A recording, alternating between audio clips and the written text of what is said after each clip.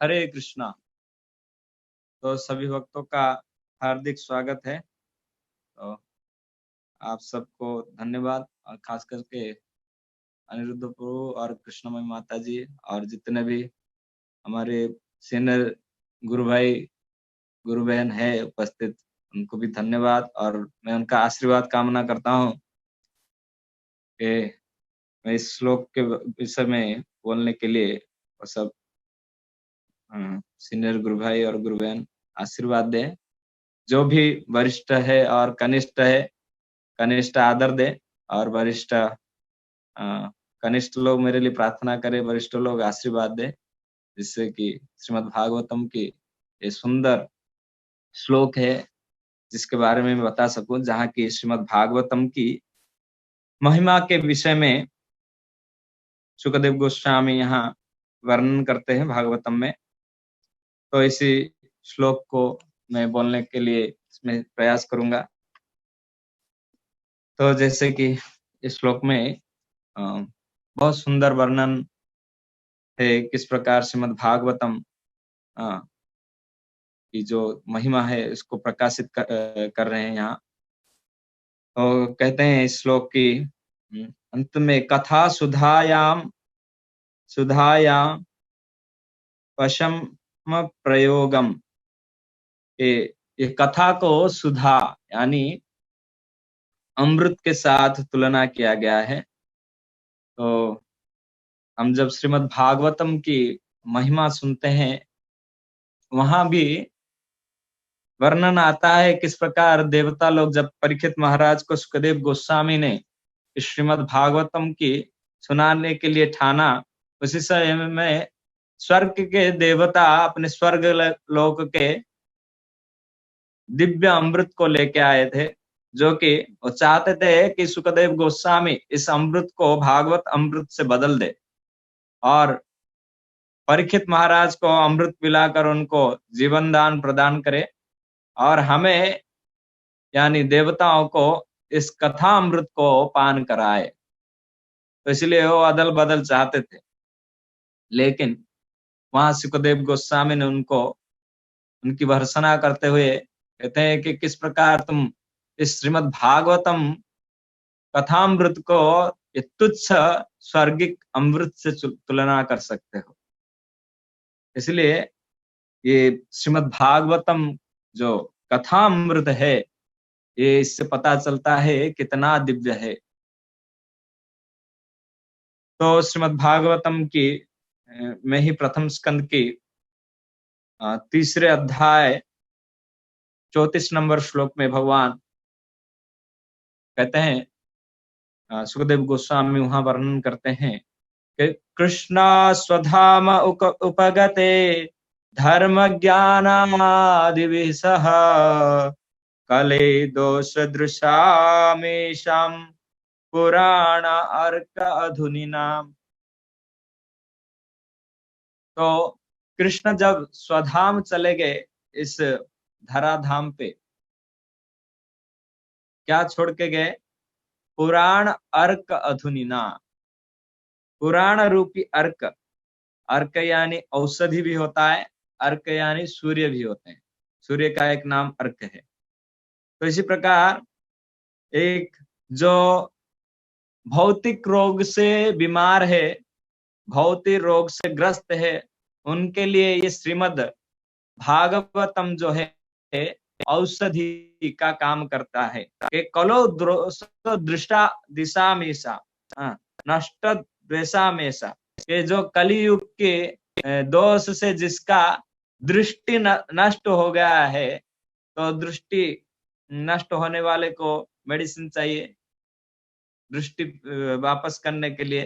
तो श्रीमद् भागवतम जो है वो दृष्टि का काम करता है एक दृष्टि से।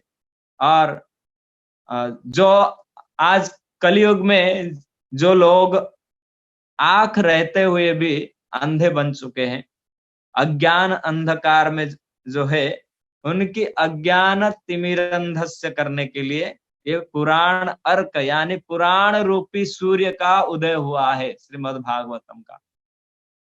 तो इसी प्रकार कृष्ण स्वधाम उपगते, धर्म ज्ञानादि भी सह। तो कृष्ण कैसे चले गए? धर्म ज्ञान आदि भी सह, जो भी लाए थे कृष्ण साथ में सबको लेके चले गए। लेकिन क्या छोड़ के गए? तो कहते हैं कि इस कलयुग के जीवों को उद्धार करने के लिए कृष्ण ने क्या छोड़ा? कली जीव को दृष्टि देने के लिए या अंधकार को दूर करने के लिए पुराण कलो दोष दृशामेश पुराण अर्क अधुनिना, पुराण रूपी अर्क को दिए। तो इसलिए श्रीमद् भागवतम जो है, जैसे कि भक्ति सिद्धांत सरस्वती गोस्वामी कहते थे, शायद संसार की सभी जो ग्रंथ है नष्ट हो जाए, केवल भागवतम अगर बचा रहेगा तो यही हमारे लिए काफी है। क्योंकि हर एक युग में भगवान प्रकट होते हैं, अलग अलग रूपों में, अलग अलग अवतार है उनके जीवों के उद्धार के लिए। उसी प्रकार ये श्रीमद् भागवतम भी ये भगवान की ही अवतार है। तो शास्त्र चैतन्य भागवत कहता है, हाँ, ये अपना ही आविर्भाव तिरभाव है। जैसे खुद भगवान कृष्ण के अवतार या स्वयं कृष्ण खुद से आविर्भाव होते हैं और खुद से ही उनका अप्रकट हो जाता है, उसी प्रकार ये श्रीमद् भागवतम भी भगवान की वांग्मय स्वरूप है। श्रीमद् भागवतम की महिमा पद्म पुराण में भी वर्णन मिलता है। शिव जी वहां भागवतम की महिमा का वर्णन करते हैं, तो आज हम उसमें भी थोड़ा चर्चा करेंगे। तो वहां भगवत गीता का भी चर्चा मिलता है पद्म पुराण में। तो शिव जी वहां कहते हैं किस प्रकार ये भगवान की वांग्मय स्वरूप है। और शास्त्र में कहा गया है कि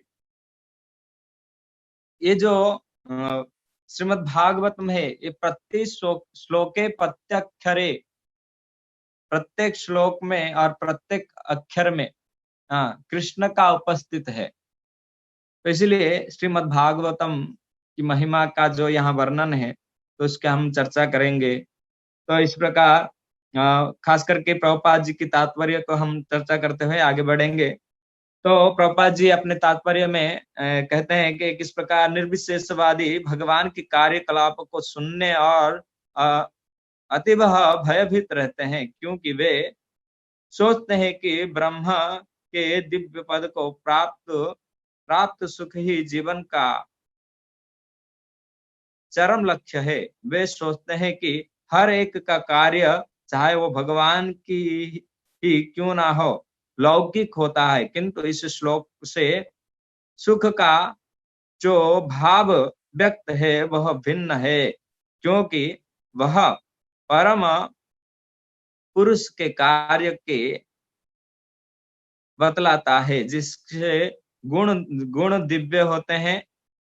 गुणा गुणवादम शब्द महत्वपूर्ण है, क्योंकि भगवान के गुण तथा उनके कार्यकलाप, उनकी लीलाएं भक्तों की भक्तों के चर्चा से के विषय होते हैं। तो इसी प्रकार प्रभुपाद जी लिखते हैं कि इस प्रकार जो निर्विशेषवादी होते हैं, तो भगवान के आकार को नहीं मानते हैं, या ब्रह्म में जो ध्यान करते हैं, वो भगवान की जो भक्ति में उनके इंटरेस्ट नहीं रहता है, तो सोचते हैं ये भक्ति से बढ़कर मुक्ति है,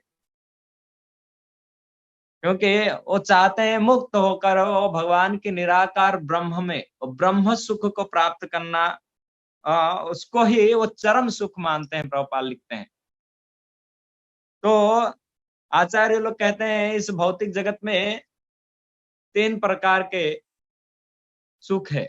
कहते हैं एक है जड़ानंद, ब्रह्मानंद और प्रेमानंद। तो जड़ानंद वो व्यक्ति है जो भौतिक विषय वासना में लगे हुए हैं, जिनका मन जड़ में है, जड़ पदार्थ में जो सुख ढूंढते हैं, इस भौतिक संसार में फंसे हुए हैं। हाँ, जीवन भर काम करते हैं, बहुत मेहनत करते हैं, पैसा कमाते हैं, उनको क्या लगता है इस संसार में पैसा ही सब कुछ है।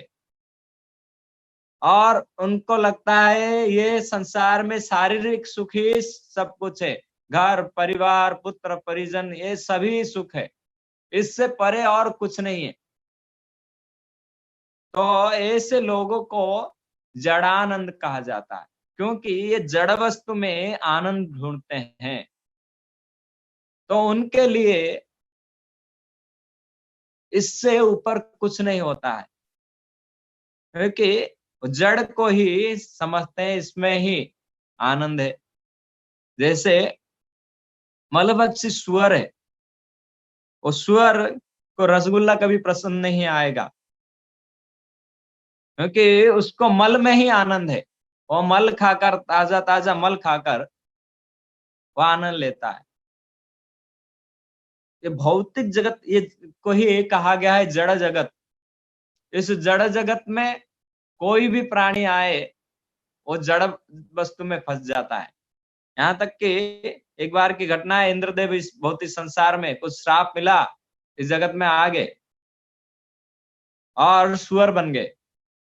सुअर बनने के बाद डेली ताजा ताजा लंच डिनर और जो भी है उनका फीस्ट चलता था, ताजा ताजा।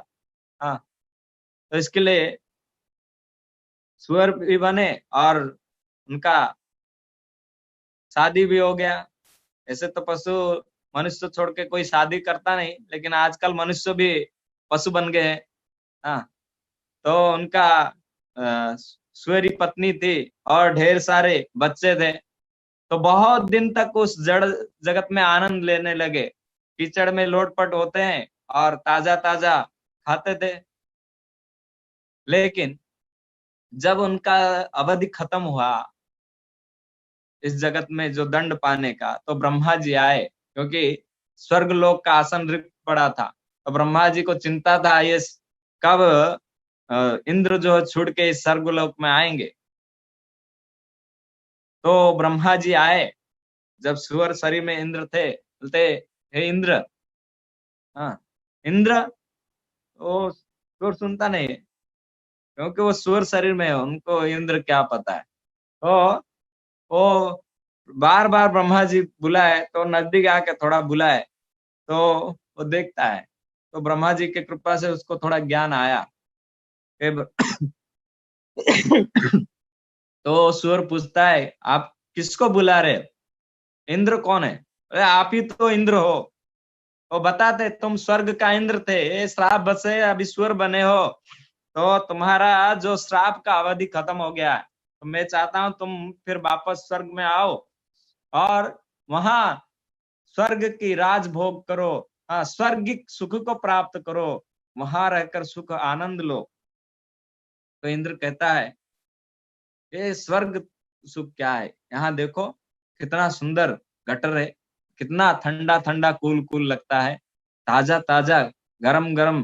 हाँ, मुझे मिलता है रोज खाने को, लंच डिनर ब्रेकफास्ट सब मिलता है। तो आप कहते हो वहां जाओ, वहां क्या मिलेगा? ऐसा गटर होगा, वहां ऐसा ताजा ताजा मल होगा और मेरे ऐसे सुअर नहीं होगी और मेरे इतने बच्चे होंगे। तो ब्रह्मा जी बोलते हैं कैसा व्यक्ति है, कैसा फंस गया आके इस जगत में। हाँ, क्या स्वर्ग की सुख है, क्या स्वर्ग का अमृत है, और यहाँ मल भक्ष करके इसको आनंद आ रहा है। तो इसको डांटने लगे, एक क्या इंद्र, हाँ, इससे कई गुना सुख है, चलो चलो। तो सुना नहीं। तो ब्रह्मा जी कहे, सोचे इसका बहुत, इसमें बच्चे लोग में आ सकते हैं। तो ब्रह्मा जी ने अपने कमंडलू से जल निकाले और वो उसके बच्चे को सब मार दिए, जितने सुअर का बच्चे थे। हाँ, तो जैसे मार दिए, सुअर इंद्र जो सुअर बने थे गुस्सा आया ब्रह्मा जी को और दांत दिखाकर दौड़ने लगा मारने के लिए। तो ब्रह्मा जी अपने आप को अदृश्य कर दिए। वो गुस्से में पूरा, क्या करेगा, अभी मर गए, तो सोचा चलो बच्चे तो मर गए, अभी बीवी है, दूसरा बच्चा पैदा कर लेंगे। हाँ, तो कुछ दिन के बाद फिर ब्रह्मा जी आए, देखे तो फिर से बच्चे आ गए। और उनके साथ आनंद ले रहा है। तो ब्रह्मा जी सोचे बच्चे में आसक्त है, बच्चा आ गए, अभी पत्नी है करके बच्चे आ गए ना, क्या करूंगा, बच्चों के साथ पत्नी को भी मार दूंगा। तो ये सोच के ये उसको भी मार डाले। तो अभी फिर से वो गुस्सा आकर ब्रह्मा जी को मारने को दौड़ा। अभी देखा, लास्ट में फिर कुछ देर के बाद ब्रह्मा जी आए, बोले "ए इंद्र चलो स्वर्ग में, अभी ना बच्चा रहा ना बाल बच्चे रहे, तो कुछ भी नहीं बचा आपका, चलो"। तो अभी सर खुजाया, हाँ क्या करूं। हाँ, बोलता है ठीक है, वहां ताजा ताजा मल मिलेगा और स्वर्ग नहीं मिलेगी, तो अरे इससे अच्छा सुख मिलेगा, चलो चलो आप स्वर्ग लोग चलो, ये तुच्छ सुख में क्या रमे हुए। तो अभी क्या करेगा, मरता क्या नहीं करता है, अभी कुछ नहीं बचा उसके पास, तो सब छोड़ छाड़ के वहां गया। तो हमारे आचार्य लोग कहते हैं कि ऐसे ही इस भौतिक जगत में जो भी जड़ जगत में आते हैं, ये चाहे इंद्र का राजा, स्वर्ग का राजा इंद्र क्यों ना हो, वो भी इस जड़ वस्तु में फंस जाते हैं। उसको ही ये जड़ जगत ही आनंद, इससे ऊपर कोई कुछ भी नहीं दिखता है। तो ऐसे ही आज भौतिक संसार में लोग इतने मजे हुए हैं, उनको इससे परे कुछ नहीं दिखता है। कांदा लहसुन खाते हैं, उनको बोलो छोड़ दो, छोड़ेंगे? उनको इसमें ही अमृत मिलता है। हाँ? तो ऐसे जड़ानंद, ऐसे लोगों को क्या कहा जाता है, जड़ानंदी। तो इससे परे होते ब्रह्मानंदी। तो उनको प्रभुपाद जी वही ब्रह्मानंद सुख वाले के विषय में ये तात्पर्य की पहले लाइन में से चर्चा करते हैं कि इनको इससे परे और कुछ नहीं दिखता है, और ब्रह्म में लीन हो जाना ही इनके लिए सर्वस्व है। लेकिन समय आने पर फिर से वो ब्रह्म से वापस आना पड़ता है।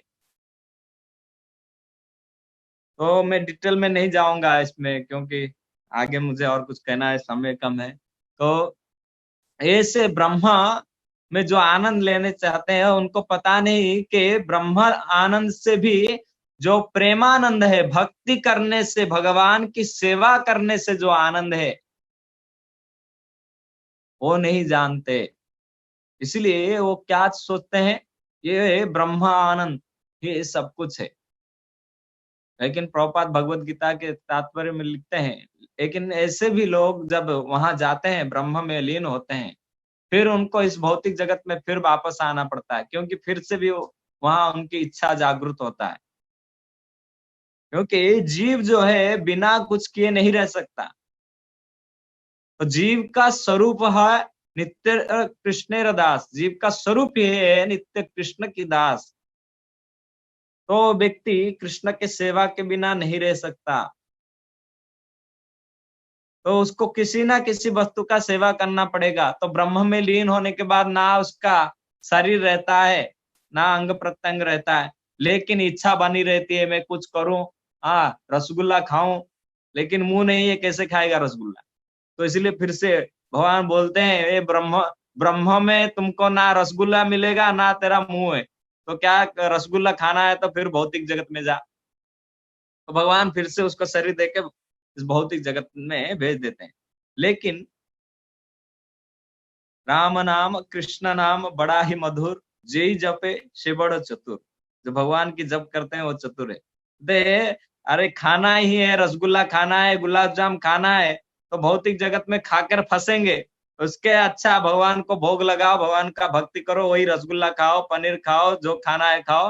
हाँ, खाएंगे भी और फंसेंगे भी नहीं। तो इसीलिए भक्त लोग चालाक होते हैं।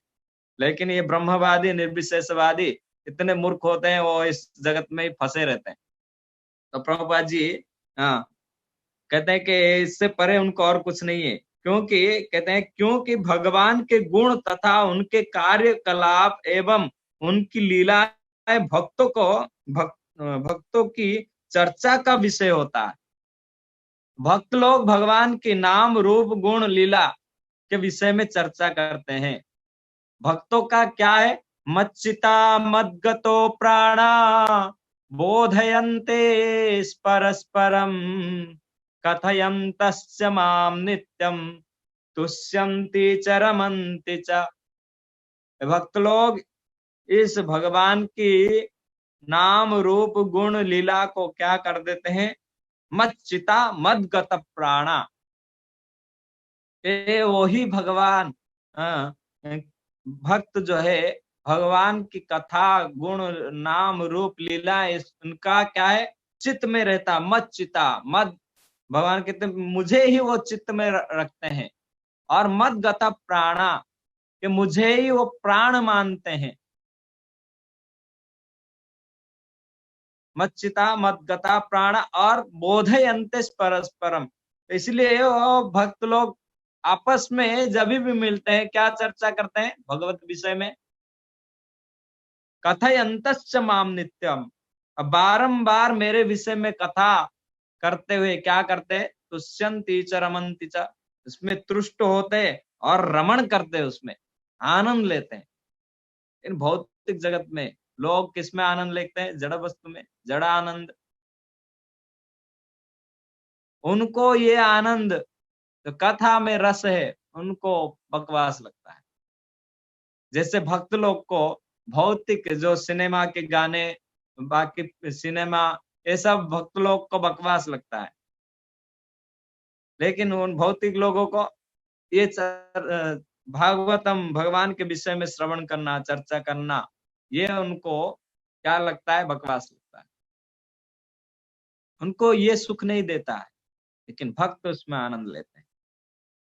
भक्त जानते हैं कि भगवान की, हाँ, कहते हैं कि हरि नामे की रस अच्छी पान कला लोक सीना जानी थी, के उड़िया में एक कहावत है कि हरि नाम में जो रस है, वो जो चखा है वही जान सकता है। जैसे रसगुल्ला जो खाया है उसको ही पता होगा, नहीं खाने वाले को कैसे पता चलेगा कैसा है। तो ऐसे ही श्रीमद् भागवतम की जो महिमा है, बहुत सुंदर वर्णन मिलता है शास्त्रों में कि किस प्रकार भागवतम जो ये पुराण अमलम प्रेमा पुमार्थ महान श्री चैतन्य महाप्रभु मतमिदम, ये प्रेम का उच्च स्तरीय स्वाद देने वाला है। ये भागवत हमें भगवान की रूप गुण लीला इस विषय में हमको बतलाता है। इसलिए ये भागवत कथा सुधा पगाहा, ये कथामृत जो है, ये प्रभुपाद जी जो लिखते हैं इस श्लोक के अनुवाद जो अनुवाद में, कि ये जो भगवान की कथाएं हैं जो महान ऋषियों के द्वारा लिपिबद्ध किया गया है, ये कान का असली प्रयोजन उनके निकट रहने से ही पूरा हो जाता है। कि श्रवण, आजकल श्रवण उत्सव चल रहा है, हाँ, भक्त लोग श्रवण कर रहे हैं अलग अलग, मंदिर नहीं आ पाते हैं तो ऑनलाइन में क्लास चल रहा है।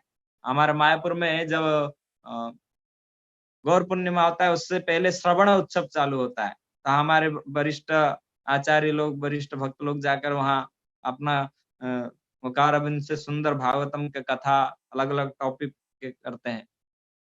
तो ये श्रवण उत्सव, जैसे कुछ दिन पहले नेत्र उत्सव गया, जगन्नाथ जी अपने बुखार से जागे तो रथ यात्रा के 1-2 दिन पहले नेत्र उत्सव होता है। क्यों? ये नेत्र के भगवान की दर्शन करना नेत्र उत्सव है। उसी प्रकार भगवान के विषय में सुनना ये श्रवण उत्सव है। यही वास्तविक जीवन का लक्ष्य है कि भगवान के विषय में सुने, देखे, बोले। यही हमारा, हाँ, ये सर जो अंग मिला है, कान नाक जीवा, इसका सही उपयोग है। नहीं तो श्रीमद् भागवतम के द्वितीय स्कंद में कहा जाता है कि ये कान सर्प के होल के समान है। अगर हम इस कान के रंध्र के द्वारा हम भगवान की कथा नहीं सुनते हैं, तो आंख मोर पंख के समान है, ये नाक लोहार की ढाकनी के समान है। अगर हम भगवान के चरणों में चढ़ाया गया सुगंधित पुष्प को नहीं सुनते हैं। और प्रभुपाद कहते हैं जो व्यक्ति भगवान के विषय में नहीं कहता है, हाँ, उसका वाणी कैसा है? मेंढक की टर्राहट के समान है। जैसे मेंढक टर टर करके सबको आमंत्रित देता है, तो ऐसे ही जो व्यक्ति दिन रात खाली बकवास कहता है, उसका वो आमंत्रित देता है काल रूपी सर्प को, आओ और मुझे खाओ। प्रभुपाद जी उपदेशामृत की तात्पर्य में लिखते हैं। तो इसीलिए श्रीमद् भागवतम की चर्चा जो है बहुत महत्वपूर्ण है। भागवतम की विषय में पद्म पुराण में खास करके इसका सुंदर तरीके से वर्णन मिलता है। और श्रीमद् भागवतम में भी कई कई जगह इसका चर्चा मिलता है। भागवतम की 12वें अध्याय में कहते हैं, सर्व वेदांत सार ही श्रीमद् भागवतम श्री मिश्रते तद्रम सामृतमृता पत्यस्याम नान्यत्रम स्याद्रति क्वचित। कहते हैं कि श्रीमद् भागवतम के समस्त वेदांत दर्शन का सार कहा जाता है। जितने भी सुखदेव व्यासदेव ने जितने भी शास्त्र लिखे, उन शास्त्र के अंतिम जो सार के रूप में दिए। तो भागवतम को जैसे सुखदेव गोस्वामी कहते हैं और वेदव्यास जी वर्णन करते हैं कि ये पका हुआ फल है, वैदिक शास्त्र रूपी पेड़ का ये पका हुआ फल है। ना इसमें कोई छिलका है, ना इसमें कोई गुटली है। ये केवल केवल रसमालयम श्रीमद् भागवतम मुहुर्हु रसिकम भूरि भावुकः जना। ये रसिक लोगों के लिए ये तो रस पीने वाले व्यक्ति के लिए। कोई मदिरा रस पीता है, कोई गो रस पीता है, और भक्त लोग कौन सा रस पीते हैं? भागवत रस। तो ये रस को सबको प्राप्त नहीं होता है। ये बहुनाम जन्मनाम अन्ते ज्ञानवानमं प्रपद्यन्ते वासुदेवम सर्वमितिम स्वमहात्मा सुदुर्लभ। ऐसे महात्मा दुर्लभ है कि ऐसे रस को पीना उनका किस्मत में है, सबके किस्मत में नहीं होता है। तो पद्म पुराण में आगे वर्णन आता है, कलव्याल मुखालीढ़ जगत्राण विधायकम श्रीमद्भागवतम शास्त्रम कलौ कृष्ण भाषितम एतस्माद् परम किंचिन मनः शुद्धिकरा नहि जन्मांतर कृतं पुण्ये लभयते साधुर्भिषुतम् राजा परीक्षितं मोक्षं ज्ञात्वा कमल संभवम् तोलायामास शास्त्राणि पुराणानि महान्ति च। कहते हैं एक कली रूपी जो सर्प है, इस कली सर्प को कहते हैं कली रूपी सर्प के मुख से संसार को बचाने वाला है। उस श्रीमद् भागवतम शास्त्र को व्यासदेव जी कहा है, इससे भिन्न कोई साधन मन को शुद्ध करने वाला नहीं है। जन्मांतर में किए गए पुण्य ही साधु जन उसे प्राप्त करते हैं। राजा परीक्षित के मोक्ष के जानकर ब्रह्मा जी ने महान शास्त्र और पुराणों का तोला। उन सबों में संसार में श्रीमद् भागवतम जन्य पुण्य सबसे अधिक हुआ। श्रीमद् भागवतम की कथा देवताओं को भी दुर्लभ है। कहते हैं कि श्रीमद् भागवतम तत्रम गरिये भुवि संगतम श्रीमद् भागवती वार्ता सुराणाम अपि दुर्लभम। के देवताओं की भी ये कथा दुर्लभ है कि श्रीमद् भागवतम की जो महिमा पद्म पुराण में शिव जी वर्णन करते हैं, वहां कहते हैं कि ब्रह्मा जी जब अनेक प्रकार को शास्त्र को एक साइड रखा और एक साइड श्रीमद् भागवतम को रख कर तोला किया, तो तोलने से भागवत का जो वजन था वो ज्यादा था। इसलिए श्रीमद् भागवतम को ही दुर्लभ कहा गया है। यहाँ तक कि वायु पुराण में एक कथा आता है जहां कहते हैं, ना गंगा ना गया काशी, पुष्करो ना प्रयाग कह, कम सुख शास्त्रम कथा यास्यम फले न समता नये। कहते हैं कि ना गंगा, ना गया, ना काशी, ना पुष्कर, ना प्रयाग, ये पुण्य स्थान में जाकर आप तीर्थ स्नान करो, तीर्थ में स्नान करो, तीर्थ यात्रा करो, उसका जितना फल मिलता है उससे कई करोड़ गुना ज्यादा। कहते हैं सुख शास्त्र कथा यास्यम फले न समता नहीं, उसके बराबरी भी नहीं कर सकते। क्योंकि कथा इस प्रकार है, वायु पुराण में कहते हैं कि एक पुण्यधामा नामक एक ब्राह्मण रहते थे।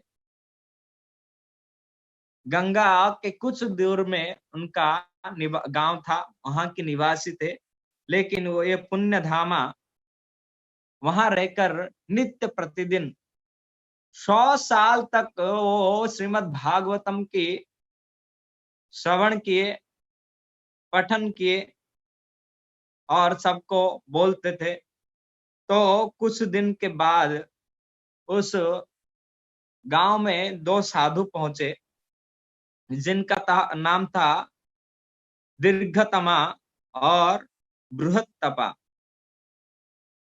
तो ये दीर्घतमा और बृहत्तपा तो गंगा स्नान की आशा से उस गांव में आए थे, और जैसे उस गांव में पहुंचे, रात्रि का समय हो गया, तो रात्रि में नदियों में स्नान करना निषेध है।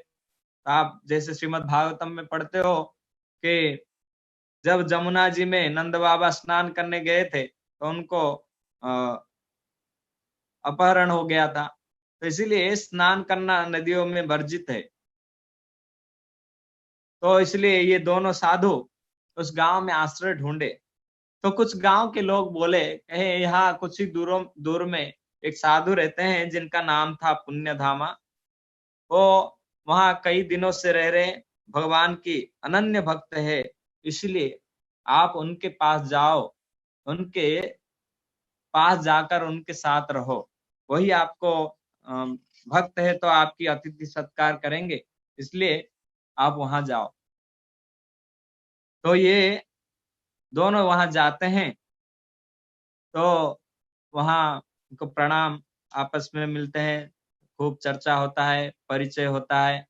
फिर बातों बातों में वो दोनों साधु पूछते हैं, तो इतने वो भगवान के भक्त होते हैं, हाँ, कि वो बात करते रहते हैं, भगवान के विषय में चर्चा करते हैं, अनेक प्रकार के आध्यात्मिक ज्ञानों की चर्चा करते हैं। तो ऐसे होते होते आधा रात बीत जाते हैं। उसके अंदर दोनों पूछते हैं, यहाँ से गंगा कितना दूर है?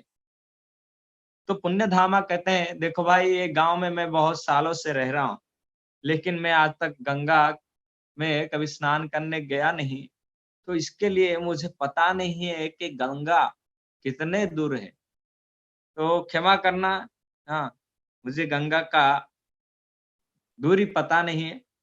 तो ये दोनों जो बृहत्तपा और दीर्घतमा, इनको बहुत मन में शोक होता है, बोलते हैं हम कैसे पापी व्यक्ति के पास आ गए, यहाँ आकर हमारा तो भक्ति नष्ट हो जाएगा। ये व्यक्ति गंगा के किनारे रहता है, इतना पापी है कि गंगा माता का आज तक इसके ऊपर कृपा नहीं हुआ, इसके घर में रहना हमारे लिए बहुत बड़ा दुखदाई है। तो इसीलिए उस व्यक्ति को भर्त्सना करते हुए बोलते, तुम पापी दुराचारी, तुम गंगा के तट पर रहकर आज तक गंगा स्नान नहीं किया, तुम बहुत बड़े पापी हो, हम फंस गए आपके पास आकर। से गुस्सा करके उनके पास से वहां से निकल जाते हैं। तो जैसे निकलते हैं तो ऐसे ही आधा रात हो गया था, वहां से निकलने के बाद तो थोड़े दूर जाते हैं तो गंगा की ओर चलने लगते हैं। चलते चलते जाते हैं तो गंगा के किनारे जैसे पहुंचते हैं तो उनको गंगा में पानी नहीं है ऐसा दिखता है। तो गंगा सूख गया है इनको प्रतीत होता है। वो देख के आश्चर्य होता है, क्योंकि दो प्रकार की नदी होता है, एक खरस स्रोत होता है, एक चिरस होता है। तो कुछ नदियां कभी सूखता नहीं है तो उसको खरस स्रोता कहते हैं। हाँ, और कुछ नदियां सॉरी उसे चिरस्रोता कहते हैं कि कब वो गंगा आदि नदियां जो है वो कभी सूखते नहीं, वो चिरकाल तक बहते रहते हैं, अनादि काल तक। और जो खरस सूखता है वो जो है कभी कभी धूप में सूख जाते हैं, धूप के सीजन में, गर्मी में। तो ये नदी जो है गंगा नदी कभी नहीं सूखते हैं। तो उनको आश्चर्य हुआ, तो गंगा सूख गया।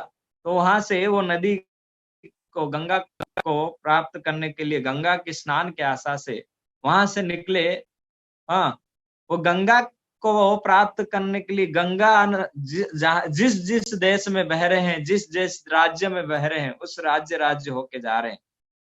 तो जहां भी जाते हैं वो गंगा को प्राप्त नहीं कर पा रहे, कहीं भी उनको गंगा की दर्शन नहीं हो रहा है। और यहाँ तक कि गंगोत्री तक वो पहुंच जाते हैं, वहां जाने के बाद भी उनको गंगा जी की दर्शन नहीं हो पाती है। फिर वो गंगोत्री से फिर नीचे के और प्रयाग के ओर आते हैं, फिर भी उनकी गंगा की दर्शन नहीं होता है। तो इसके कारण सब लोगों को, सबको दर्शन मिल रहा है, लेकिन वो उनको जब भी देखते हैं गंगा जी उनकी दर्शन प्राप्त नहीं कर पा रहे।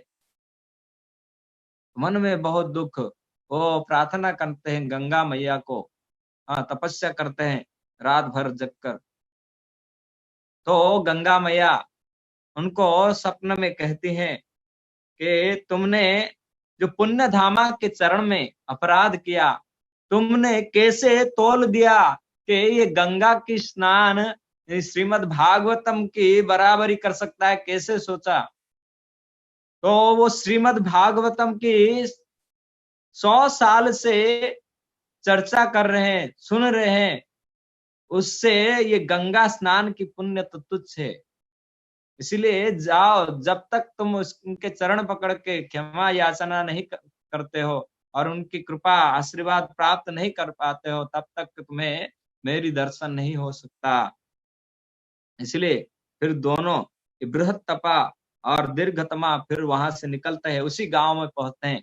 फिर उन पुण्य धामा की चरण पकड़कर क्षमा याचना करते हैं। फिर गंगा माता श्रीमद् भागवतम की महिमा को इस प्रकार प्रकट करती हैं। इसलिए श्रीमद् भागवत की तुल्य इस संसार में और कुछ नहीं है, क्योंकि ये भागवत कौन है? स्वयं भगवान के समान है।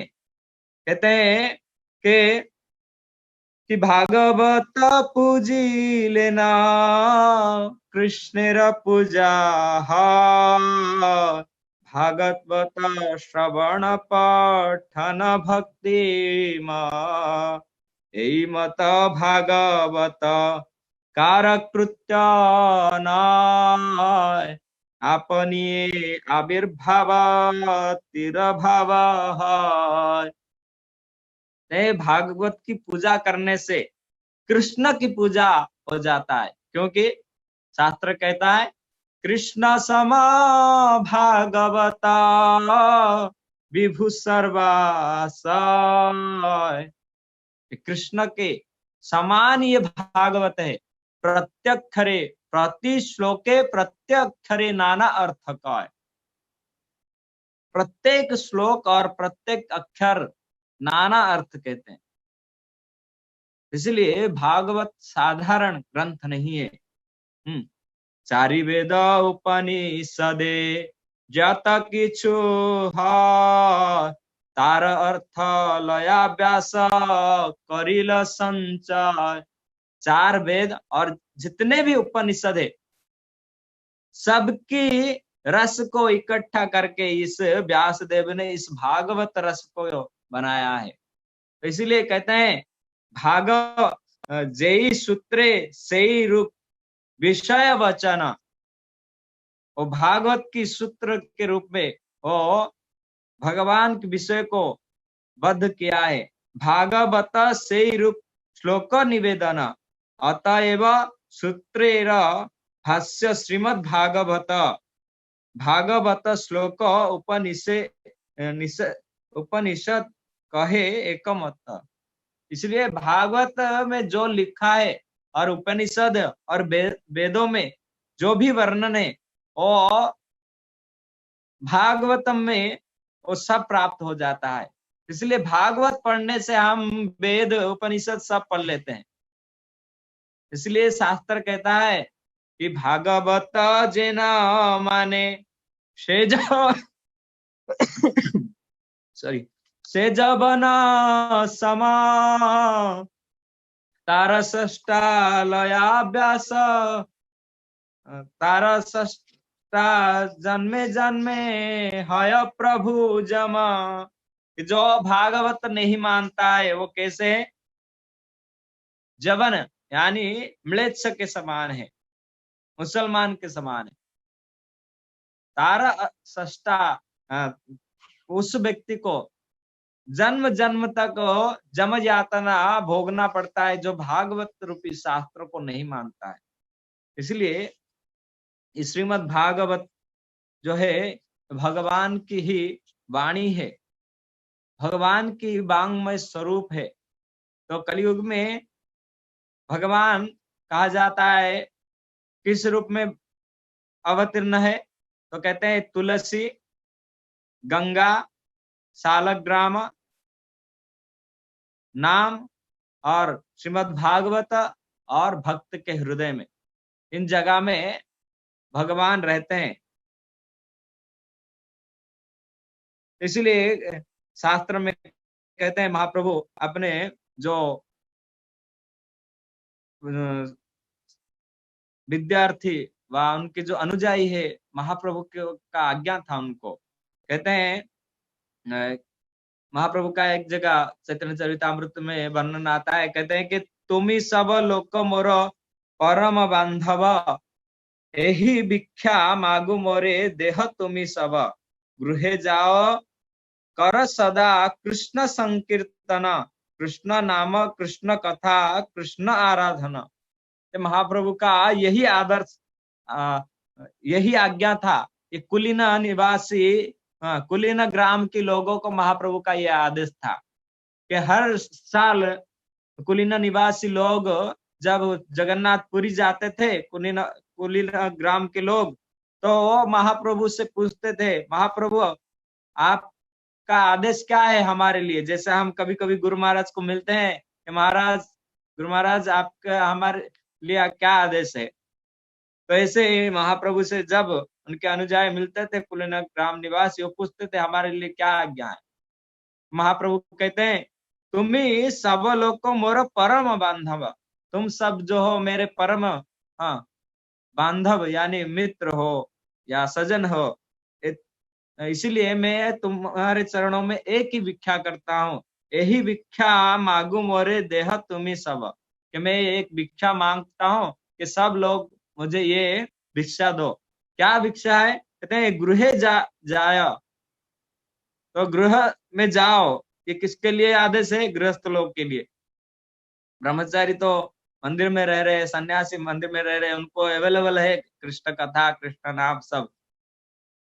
तो गृहस्थ लोग आप लोग तो कर रहे हो, हाँ अच्छे गृहस्थ हो, सब लगे हुए कृष्ण अब मंदिर के भक्त लोग जितने नहीं कर रहे, आप लोग को मौका है उससे ज्यादा करते हो, कर रहे हो। हाँ, तो महाप्रभु का आदेश है यही कि क्या करने का, गृह जाओ कर सदा कृष्ण संकीर्तन, गृह में जाओ और क्या सदा कृष्ण संकीर्तन करो, सब लोग मिलके संकीर्तन करना है। और कहते हैं कृष्ण नाम कृष्ण कथा, कृष्ण का नाम जप और कृष्ण की कथा और कृष्ण का आराधना, कृष्ण की सेवा पूजा करो, यही महाप्रभु का आदेश है। तो इसलिए आज की जो श्रीमद् भागवतम की इस श्लोक में व्यासदेव जी ने जो वर्णन किया है और सुखदेव गोस्वामी जो यहाँ चर्चा करते हैं और प्रभुपाद जी लिखते हैं, मैत्र जैसे ऋषि निश्चय ही लौकिक गुण वाली किसी बात की चर्चा करने में रुचि नहीं रखता। यहाँ मैत्र मुनि यहाँ कह रहे कि श्रीमद् भागवतम का जो यहाँ कहा गया है कि एकांत लाभम बचशो नु पुंसा सुलो लोकम मईले गुणवाद वाद माहु। भगवान की जो गुणगान यहाँ का वर्णन है और कथा सुधायाम, कथा को सुधा अमृत के साथ तुलना किया गया है। तो यही श्रीमद् भागवतम कथामृत को हमें बारंबार श्रवण करना चाहिए और हमें दूसरे को श्रवण कराना चाहिए। तो यही श्रीमद् भागवतम की महिमा के बारे में आज के श्लोकों में वर्णन है। और प्रभुपाद जी भी तात्पर्य में लिखते हैं कि अनुवाद में भी बताया गया कि ये ऋषियों के द्वारा हमें आशीर्वाद है, इसलिए हमारे ऊपर ऋषि ऋण है, तो ये ऋण को चुकाना है। तो श्रीमद् भागवत कहता है, देवर्षि भूतात्मा पितृणाम ऋणम कत मुकुंदम कुंदम परिहर्ष्य कर्तव्यम। हम केवल इस ऋणों से कैसे मुक्त हो सकते हैं? देवर्षि, देव और ऋषि और पितृलोक, इन लोगों का जो ऋण है, माता पिता का ऋण है, जीवों का ऋण है, ये सब केवल मुकुंद के चरण में जाके हम उससे मुक्ति हो सकते हैं। इसलिए भक्ति ही सर्वश्रेष्ठ है, भक्तिमय कार्य ही सर्वश्रेष्ठ है, अनेक शास्त्रों में वर्णन मिलता है। तो यहाँ हम कथा विराम देंगे। किसी भक्त का कुछ प्रश्न है तो प्रश्न